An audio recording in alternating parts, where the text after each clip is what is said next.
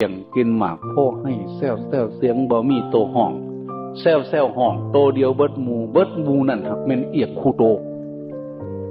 ครั้งแรกว่าแซวแซวเสียงบ่มีตัวห้องแซวแซวห้องโตเดียวของเบิดหมูนั่นหักเป็นเอียงคู่โตเอียงคือกันเว้ามวนอยู่ซื่อๆบัดใหญ่มานี่เว้าคือคนบ่เต็มบาทเว้ย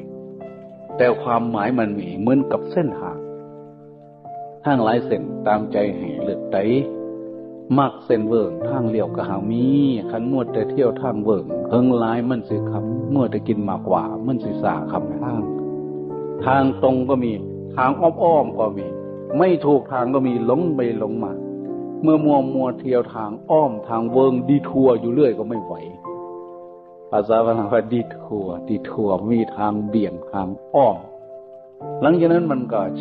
ตายทิ้งไม่รู้กี่แสนชาติแล้วเกิดมาในวัฏสงสาร